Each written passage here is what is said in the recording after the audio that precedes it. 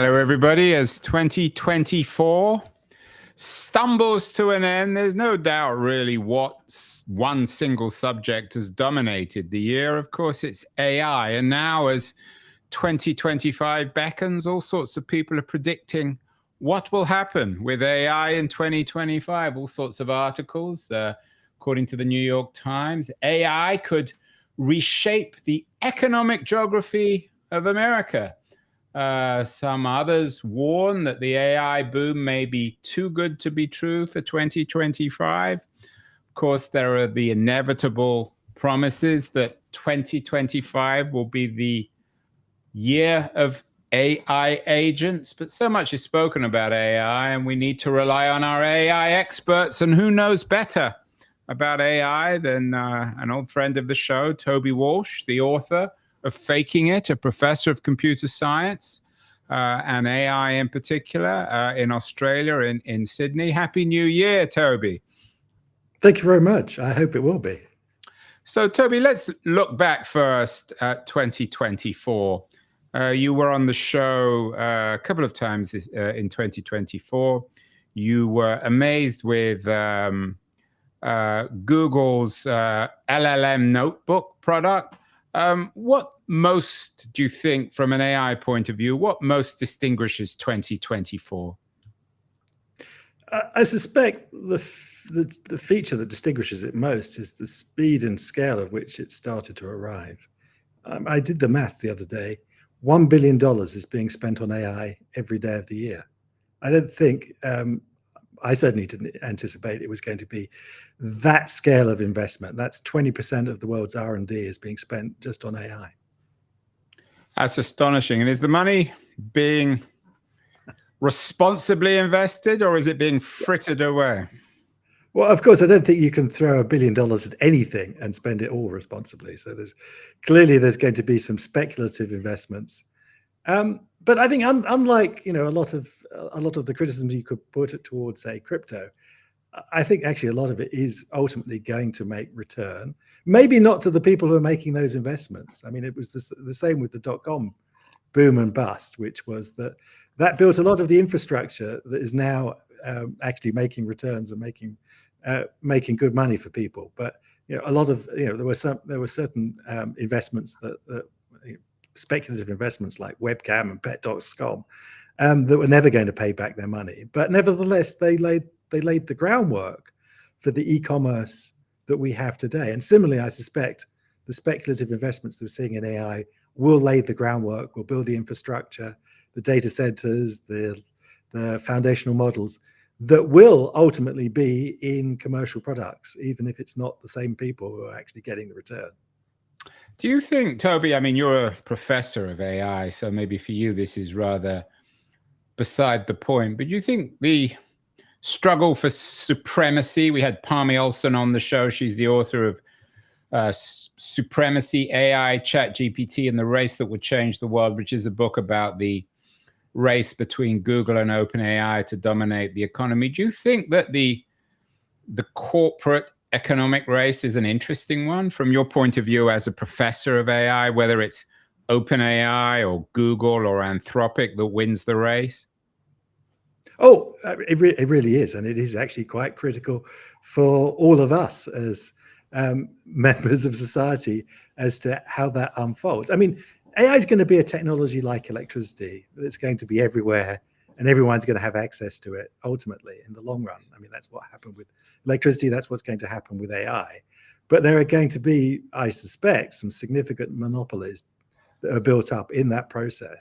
And that's why you're seeing these huge, great investments being made, which is that, you could sit back and wait for the technology to arrive. You wouldn't have to burn money at the rate that it's being burnt, other than they're trying to be first to market and the people who get market dominance, which we've seen before. We saw that with social media. We're seeing that, no doubt, with AI.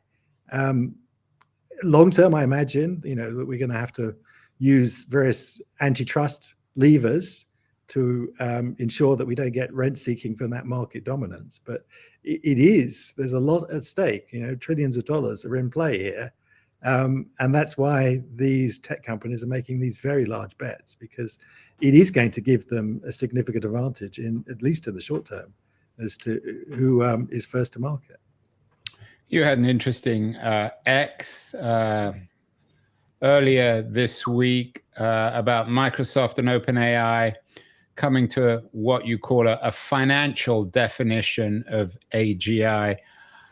Is the OpenAI story an important one in terms of their attempt to essentially literally have their cake and eat it, have the principles perhaps of a non-profit, but the economic promise of a for-profit company? Is that an important story? Was it in 2024? Of course, it began in 2023 with the ousting of Sam Altman and then his return, and it no doubt will feature a lot in 2025 too.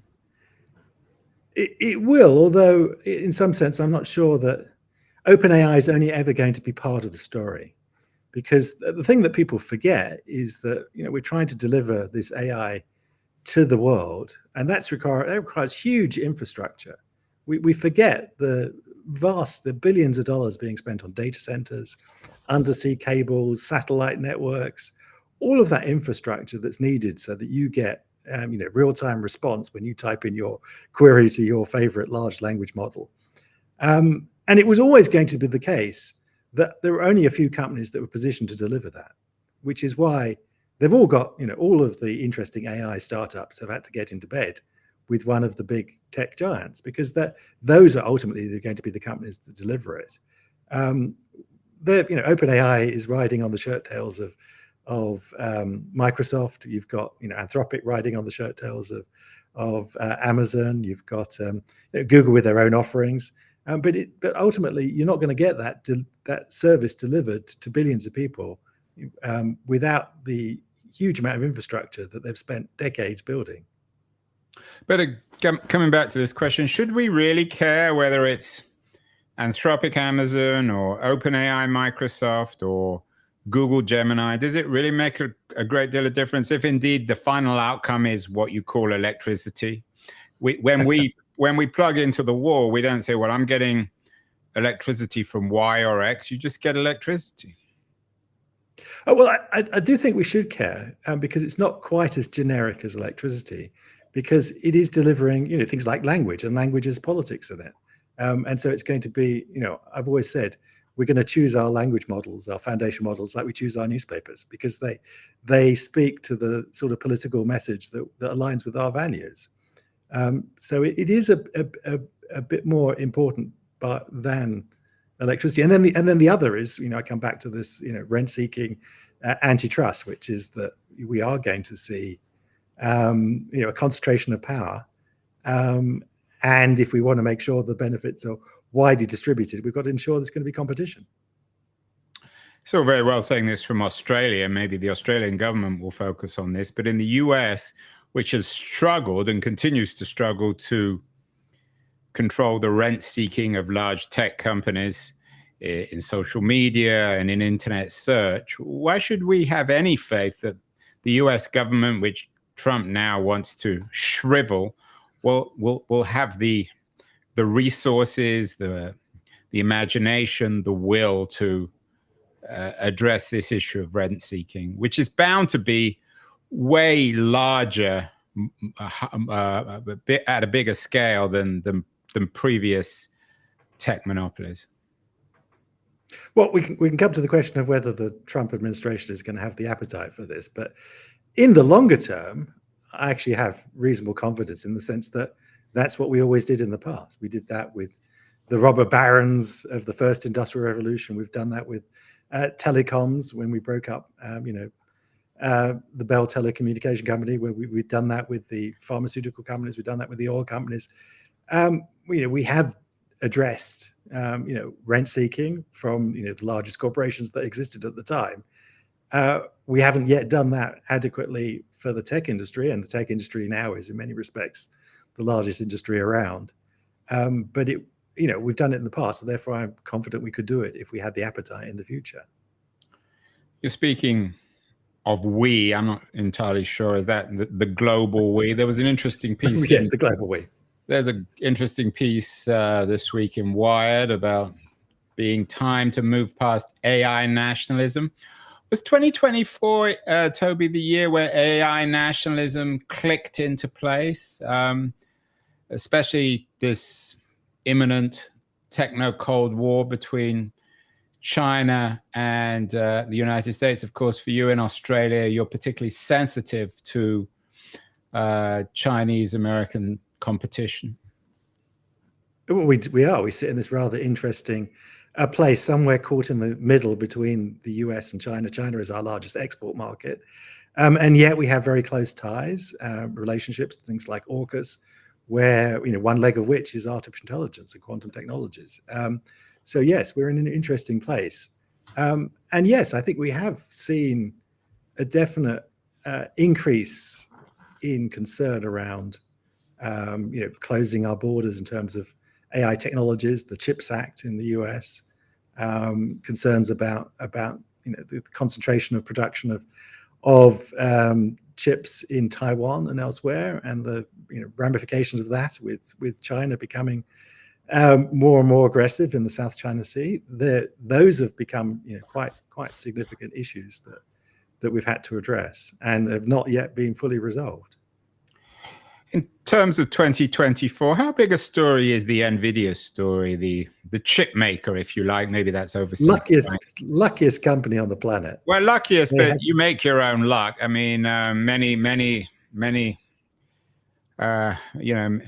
this kind of thing promises to many. I mean, Intel didn't make it, but few were chosen. Will this be seen in later years in terms of 2024 as one of the key AI stories, or do you think NVIDIA will become the Cisco of this revolution, and in a few years' time it'll just be another tech company? Well, I think the Cisco fate is one that NVIDIA should be worrying about desperately, which is that what they build may become a commodity itself. At the moment, they have a certain technical lead, a technical advantage. No one else is building GPUs that are quite as good as them. But it's not clear that they can maintain that lead. And Intel, who you mentioned before, is a wonderful warning story, that the company that rode the wave of the personal computer revolution and built most of the CPUs the past 30 or 40 years of the information technology revolution is now floundering desperately because they missed this next wave. That's a fate that any especially hardware company where the investments are very large and the product lead times are significantly large as well. That's a fate that all of those companies should be worried about. And certainly, if I was in NVIDIA, I would be very nervous that my position and that huge, great market cap would be at risk in the longer term, certainly, because what's stopping a competitor coming in? There's lots of, it's becoming a huge amount of investment going into AI hardware these days because NVIDIA, had a market dominance that I don't see, huge, great technical advantages or technical moat that can protect them, other than the fact that they were the first mover. One of the big stories of the last month has been the development of Google, a revolutionary development of Google's own research into its chip, if not manufacture, certainly research into chips. Could one of the big players, perhaps Google, who seem to have the most resources, innovation, could they be the biggest threat to a company like NVIDIA, which specializes in the manufacture of chips for AI? Yeah, I think it would have to be one of the big tech companies because it costs billions of dollars to build yourself a chip fab these days. It's a big business, and whilst there are lots of startups playing in the space, I suspect they're playing to be bought by one of the players that have the deep pockets necessary really to compete against the NVIDIAs, the Intels, the AMDs of the world. What didn't happen, Toby, when it comes to AI in 2024? It was supposed to be the year of the AI election in the US, the November presidential election, but we had very little on AI, and elections and fake news and all that sort of thing. Were you surprised that there weren't any more scandals around AI in the US election? A little bit surprised. I mean, there were some deep fakes that we used. The Republican Party put out a campaign advert that was all deep fake imagery. I suspect probably we've already got to the point in US politics where truth is such a contested notion. The idea of mixing in a few deep fakes hasn't really upset the apple cart too much, but which is more a reflection, I think, of the state of the political debate that we have today than it is of the technology.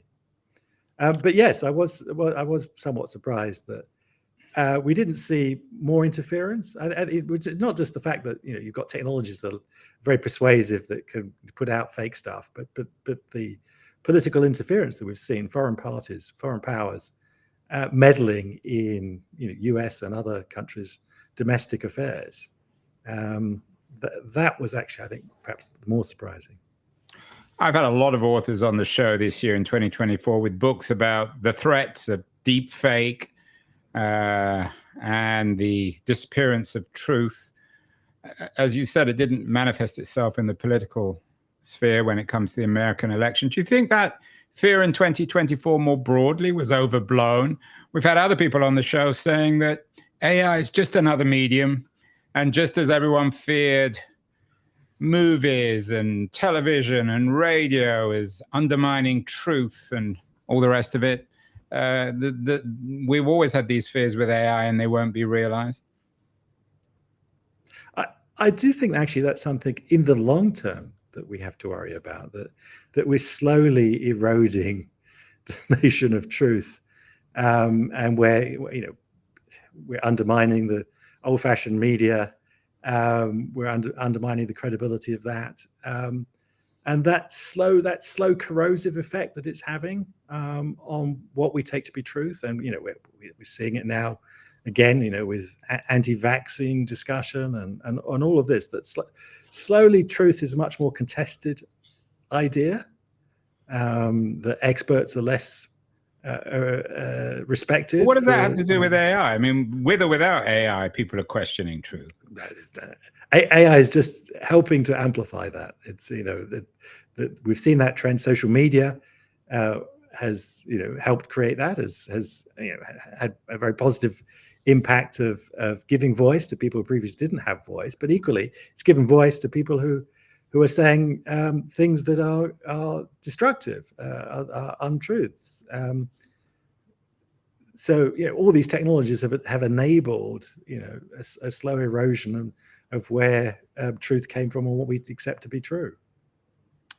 So Toby, the AI, it wasn't an AI election in 2024. Most of the coverage of AI has been around these corporate developments: NVIDIA, OpenAI, Anthropic, Google, and so on and so forth. Lots of startups, billions of dollars, as you said, being poured in. I think you said $1 billion a day. What went under the radar? What didn't get reported about AI in 2024 that perhaps historians will look back and think that was really important in terms of the development, or perhaps the lack of development, of this technology? Well, from my perspective, I think what was the most surprising moment was towards the second half of the year, when they announced the Nobel Prizes, and first the Nobel Prize in physics and then the Nobel Prize in chemistry.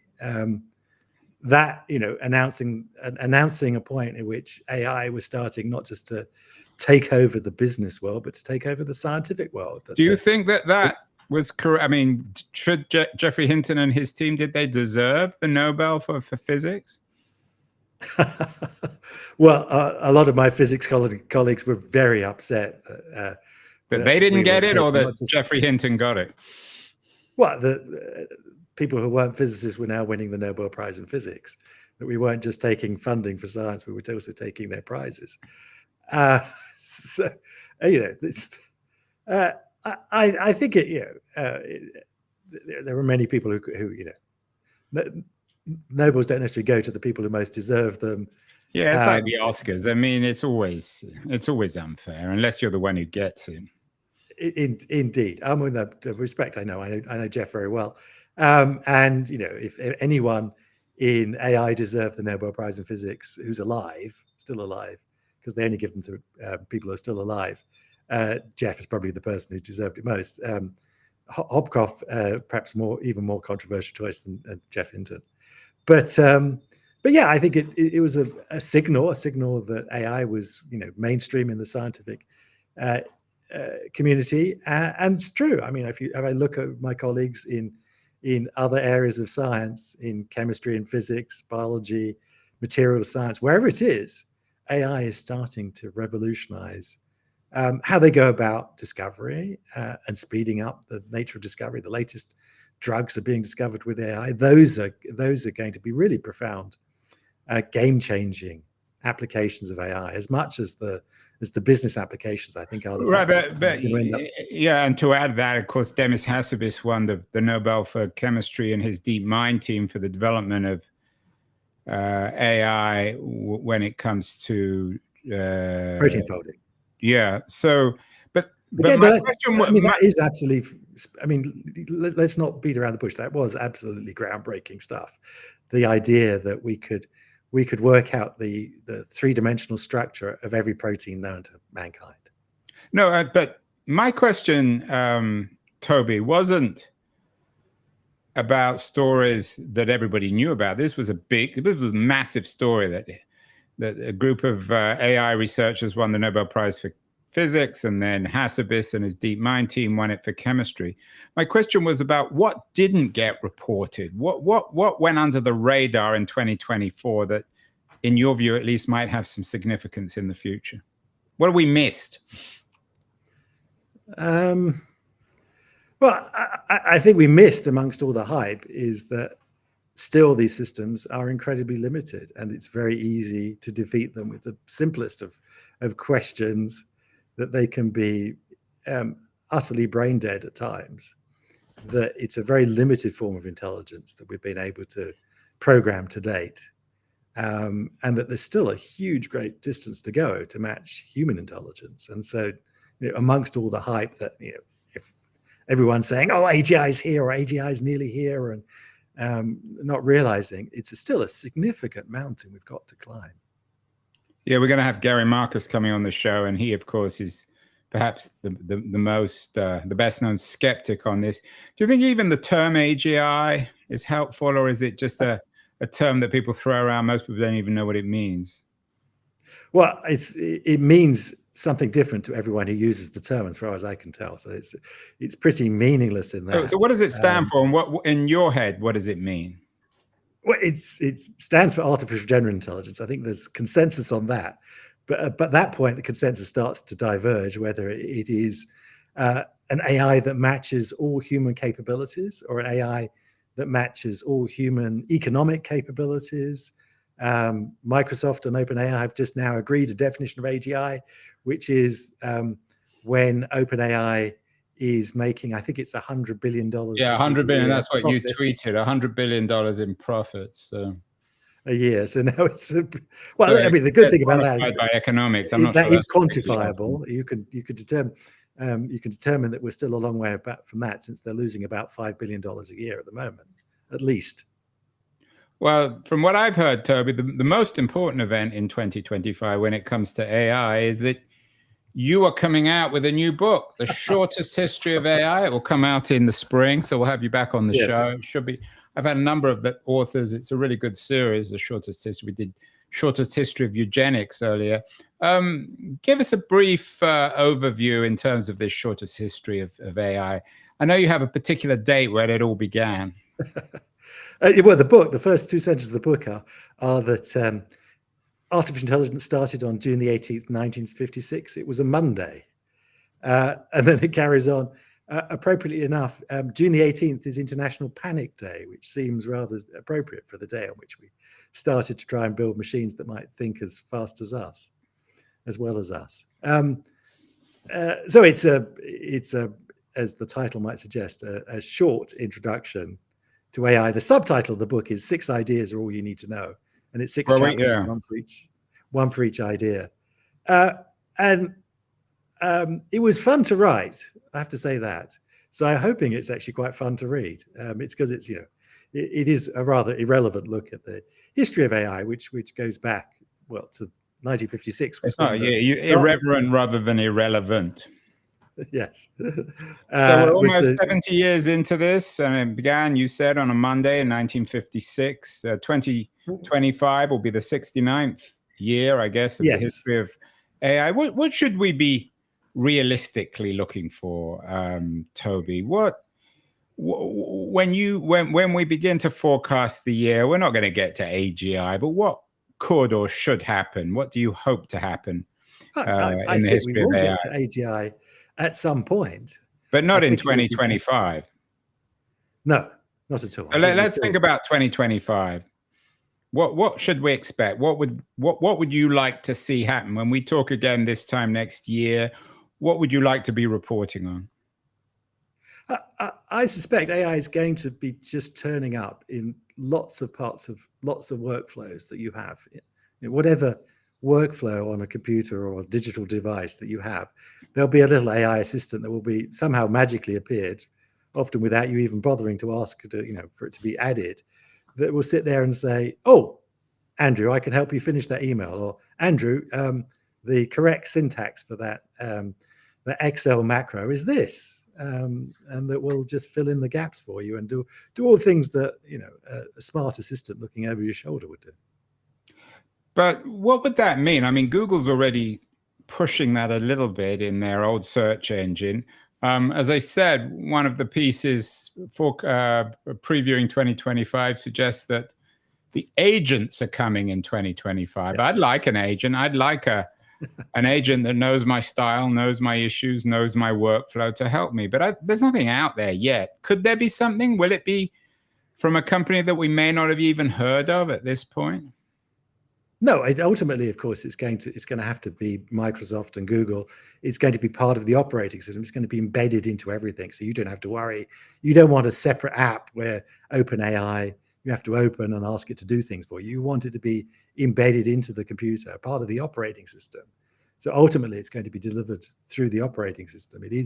Your operating system is going to be made smarter with artificial intelligence, and in that sense, it's the interface to all the devices that we've got.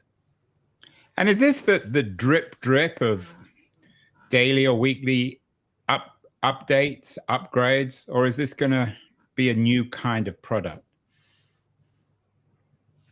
I think in the first instance, it's slowly going to be drip, as you say, added into, every time you do an update on your OS or your iPhone or your smartwatch, it's going to have a little bit more AI added into the interaction there. The interface that I think is going to be, perhaps a little bit more conversational, a bit more context, in the sense that you won't have to keep on telling the computer, I don't like doing things on Monday morning at 9 o'clock, or I like that particular Thai restaurant for takeaway lunch. It will know those things. It will remember those things from past interactions. And so there'll be more context, more history. So you won't have to keep on spelling things out to the computer. The computer will be more like the assistant who remembers your whims and your preferences and the way you like to do things. What about you mentioned interface, Toby. The company that does interface best is, of course, Apple. You haven't mentioned them. Microsoft's interface is often very controversial, sort of user unfriendly, and Google is run by nerds. Is it conceivable that Apple will ultimately make the real breakthrough as they made with smartphones? There were lots of smartphones before the iPhone, but the iPhone changed everything. Yeah, that is actually, I think, a good analogy, which is Apple are clearly playing a longer game.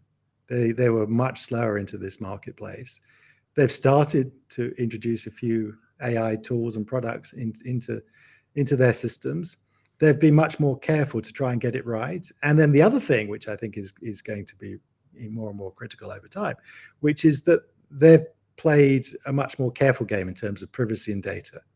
They waited until they could build systems where much of the AI happens on your phone, on the device. So you're not sharing your data with anyone. And where you are, where it actually has to run in the cloud, they're running it in what they call a secure cloud. Now we've yet to see whether quite whether that has the promise it suggests. But they've played a more cautious game.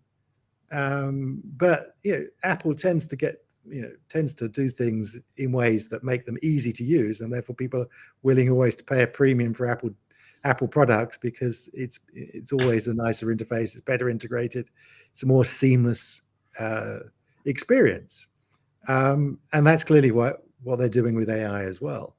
And yeah, I think that could pay off in the longer term. Microsoft, of course, is trying to get back into the game, trying to stay relevant. They've been the company that have been perhaps most aggressive, most throwing caution to the wind more than anyone else. Google somewhere in between. Well, the company, of course, that has made a brand out of throwing caution to the wind is Facebook. We haven't mentioned them. They're gambling on something that Zuckerberg calls open source AI. I'm not entirely sure what that means. Their Llama product or interface is also having a big impact. Do you buy this idea of open source AI, and any predictions on the success or failure of Llama in 2025? Zuckerberg famously have said, of course, move fast and break things. Is he doing that with AI as well? Well, I mean, it's worth pointing out before I answer the question that it's not actually open source. Lots of open source. Well, that was my question. I use the term open source in quotation marks because I'm never clear what that even means, let alone when someone like Zuckerberg talks about it. Well, it doesn't actually mean open source in the way that Zuckerberg uses it, because there are various caveats in their license, which, if you have too many users and making too much money, you'll have to buy a license off Facebook. And also, it's only the weights that are opened. It's not the rest of the code and infrastructure that they've used. They haven't opened it out to everyone. It's just the weights they've made available. I mean, it's an interesting strategy to build an ecosystem around your product by making it cheaper or more freely available to people, and allow people to build on it. And certainly kept Facebook in the game. They would not be in the game without that. But it's not without its risks, not just commercial risks, but in terms of safety, in terms of you have much less control of people doing bad stuff with Llama, because anyone could take it and start messing around with it and doing damage with it. So it is a somewhat risky strategy in that respect, but it's certainly paying dividends for Facebook at the moment, and has kept them really competitive in this marketplace. And of course, Facebook does have one advantage over its competitors, certainly OpenAI, Amazon, Anthropic, even Google, that it's got its collection of data platforms, user-generated data platforms, Instagram and Facebook in particular, to get its data from. So it's starting from an advantage, or is that the wrong way of thinking about it? Because all these AI, whether you call them platforms or applications, they all need data, don't they? Yeah, in terms of what we're going to be talking about at the end of next year, I suspect much of the conversation, much of where we've seen competitive advantage arise and so on, is going to be from data. That has always been at the bottom of what's driving AI, and many people are waking up to the idea that quality, especially quality data, is something that is the thing that will distinguish you from your competitors. And there are lots of lawsuits going down, class action suits going down, about people using and abusing people's data, licensing deals being done with old-fashioned media companies and big tech, people realizing that the thing that they have that others won't have will be the data. So whether you're Bloomberg and you realize you're sitting on this treasure trove of financial data, or Elsevier and you realize you're sitting on this treasure trove of scientific data and publishing data, that people are going to wake up to the realization that the technology is pretty generic. Anyone can go off and build themselves one of these foundation models, but what you have and what others may not be able to have is that quality data, and that is going to be the thing from which commercial advantage is driven. What about Musk's XAI play? He's obviously a man in the news all the time, not perhaps the most popular fellow in the world, but certainly the richest man in the world. Is there a place for XAI in this brave new world? Well, I mean, to give Musk respect, he has gone from set something up and in a very short order built something that is competitive with some of the Grok is competitive, at least with some of the best foundation models available. He's built some very large infrastructure to power that with. So and he's raised several more billions. I think it was another $6 billion recently to help pay for it. Although if you're the richest man in the world, why do you have to worry about raising another $6 billion? I don't know, not exactly sure what's going on there, but certainly has built something that's competitive. And of course, you pointed out that Facebook has the advantage of all the Facebook, Instagram, WhatsApp data it can tap into. Well, of course, X can tap into all of the Twitter cultural memes that the world is typing away there, which is again a pretty unique advantage that they have there. The way you're talking about it, Toby, actually should be perhaps reassuring for people who fear one kind of monopoly or another. You're going to have the Facebook, Instagram, Llama, so-called open source model. You're going to have OpenAI, AIX driven perhaps by X. You're going to have the Google ecosystem. You're going to have the Anthropic Amazon system. So it doesn't sound to me, certainly in 2025, is we should expect anyone to win outright. We're not going to have a situation like in search where Google controls 95% of the market. Yes and no. I think you're right. Competition is perhaps one of the best things, the best things that we've got going to ensure that we don't have the rent seeking that we talked about earlier. But equally, when it comes to social media, why is it that the Meta has such a dominance? Is that actually advantageous for the social media user? If you don't like Facebook, you just have to log out of Facebook. You can't take your friends and all your data elsewhere. There isn't much of an alternative to Facebook in terms of, especially if TikTok gets shut down by the US government. Yeah. It is a bit of a walled garden that it's hard. We have in various other places, demanded openness. In Australia, we have open banking. You've got to be allowed to, easily and quickly take your banking to someone else. That doesn't happen in social media because it's a walled garden. So, there is some healthy competition in terms of foundation models. You mentioned, a whole bunch of different models, but equally, there is still quite a bit of rent seeking going on in the tech space. That Google still has pretty much dominance of the search market outside of China. Meta has pretty much a dominance of the social media landscape, again, outside of China. It's interesting to think, well, why is it I have to keep on saying outside China? Because China regulated so that there was some, homegrown alternatives. When it comes to regulation, Australia is leading the way on social media, all sorts of regulation or intended legislation limiting the use of non-adults in social media. Could we expect some interesting initiatives from perhaps Australia in 2025 or elsewhere when it comes to AI? I'm not sure that we're going to see some initiatives from Australia, but they're mostly playing catch up with Europe. The most interesting place in terms of regulating AI still today is in Europe, the EU AI Act, and how that's being implemented. That's already set an interesting precedent. I noticed today South Korea has just passed its own risk-based regulation of AI, very similar to the one that we've seen in Europe. And so that's going to be, I'm sure that's going to be pretty viral. We saw that with privacy regulation, GDPR. There are, at last count, over 17 countries outside of Europe that have something akin to GDPR, data protection regulation.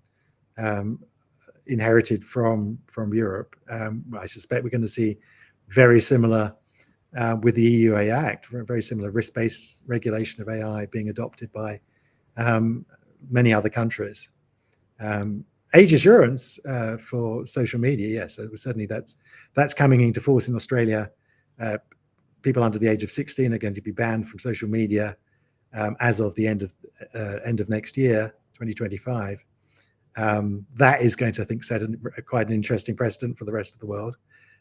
Lots of other countries are starting to think about, should we put age restrictions on social media? I think there's quite a lot of appetite for that in many places. It's interesting you mentioned the EU as the leader here when it comes to regulation. For some people, that's a good thing. For others, even Europeans, it's less impressive. Mario Draghi came out this year with a report suggesting that Europe is troublingly lagging behind the US when it comes to startups and the success of startups. Might we have a situation in 2025 where on the one hand, the Europeans, maybe Australia, the Koreans begin to regulate AI, and on the other hand, we'll have a Trump administration in the US, which will bring AI champions like David Sachs, Elon Musk, Mark Andreessen into the administration. So we'll see an increasing breach, a division between US policy with AI, maybe Chinese as well, and then the rest of the world. It's a distinct possibility, yes. Europe, though, don't forget, Europe is still a very large market, 300 odd million people. Very similar sized market to the US. It's hard for people to ignore Europe in that sense. So whilst Europe may have taken a more considered, careful approach to dealing with technologies like AI, I don't think the US is just going to be able to go it alone and ignore what's going on elsewhere. But Draghi's warning was about indigenous companies. He was suggesting that there aren't, and we've talked about this, I'm sure you've talked about it many times, talked about it endlessly on the show, about why Europe isn't able to create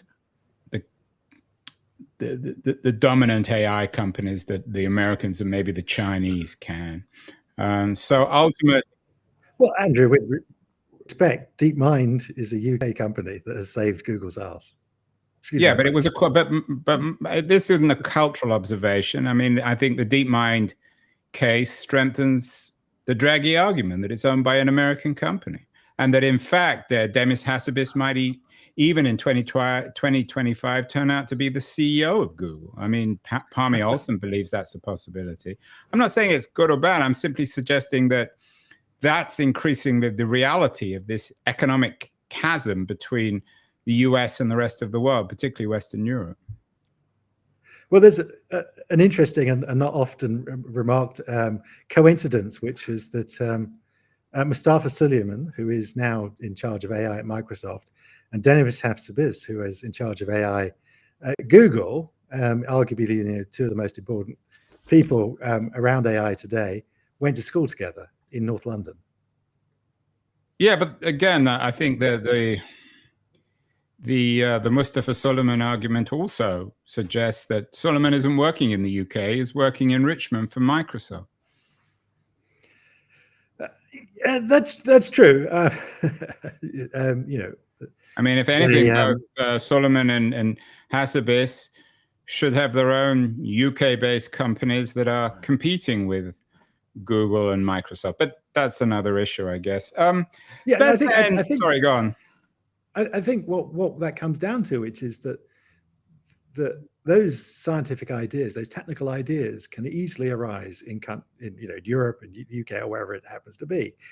But what are the challenges? Where is the funding, the venture funding that turns them, and then the capital funding that turns those things into global businesses? And that's probably where Europe is let down. It's not in technology, it's not in science, it's in money. Yeah, but that's a reality. That's where someone like Musk can raise, as you said, $6 billion, even for essentially an idea. So let's Let's end with some speculations. I mean, even you as Mr. AI can't foresee the future, but you can probably see it better than most people. What would you like, if we talk again this time next year, Toby, what is realistic that you'd like to happen with AI? What would you like to see? What would you welcome? Well, I'd like a little less hype, I must admit. And there's I don't still think a you're lot going to of get that. I can't a lot of guarantee that. breathlessness. Well, yeah, but don't necessarily get all the things I wish for. So yes, no. Yeah, I'm sure people will have lost some more money, and people who have made a lot of money. I do think that we're going to have more AI that embedded into the things that we do. In many cases, without us realizing that there will be things popping up, things being done for us in our workflows where we haven't necessarily even consciously made a decision. It's just done something helpful for us. In that sense, I think AI being more helpful would be nice. Well, when it comes to entertainment, I'd like to incorporate it into this show. You on your X page had a piece that you linked to about an AI generated Bollywood movie. Are we going to see this more and more in entertainment, in books, in music, in movies? Yeah, definitely. I mean, we are going to see that. I mean, it's one thing we're going to see in the next year. We're going to see even more advances in video generation. We've already seen some pretty spectacular. It's getting pretty good, but it's going to get to cinematic quality quite soon. Just like we've got photorealistic pictures now that are easily for people. Video is still still a bit harder nut to crack, but we're getting very close. And those small challenges that we have today, for example, getting continuity across the images across multiple frames of a video, those things are going to become easier and easier. And in that case, it's going to absolutely transform how we do production in Hollywood and Bollywood and everywhere else, because it's going to be so much cheaper to generate video, to generate special effects and all the things that we go into a movie.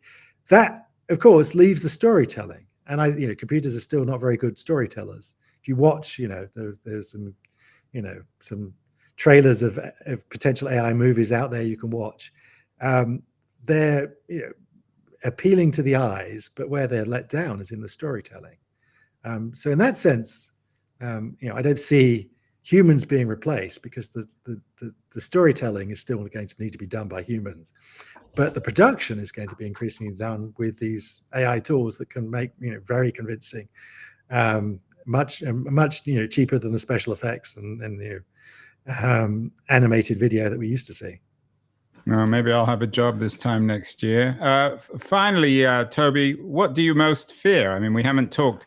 The traditional fear of AI is smart machines replacing humans when it comes to work. We were talking before we went live that still lots of jobs available in Australia. Might we, at the end of 2025, do you fear the fact that this will begin to impact the medical industry, the legal industry, fewer and fewer jobs for lawyers and doctors and other experts?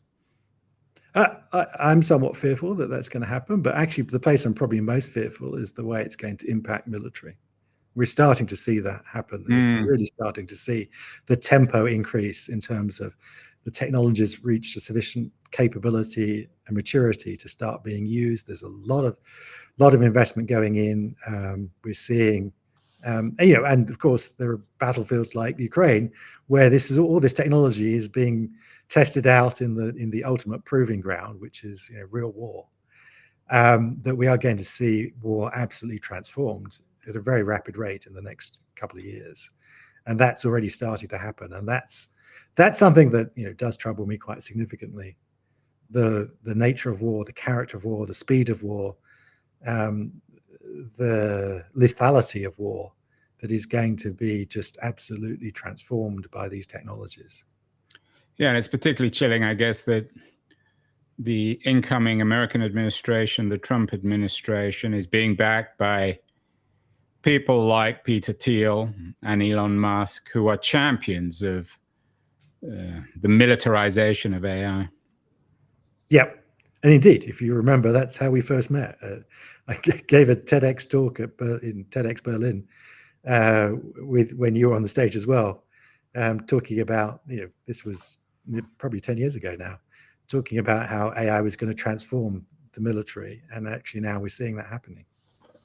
I thought you were going to cheer me up, Toby, but you've made me miserable. But we will talk in the Oh, year. there you go. We'll certainly talk in the spring when your shortest history of AI comes out. But as always, it's an honor to speak to you. You bring a lot of clarity to a subject that confuses most of us. Happy New Year, Toby. And I hope I'll be around next year as a real person as opposed to a bot to talk more about the unfolding history of AI, probably the dominant subject of our age. So thank you so much. My pleasure, Andrew. Happy New Year.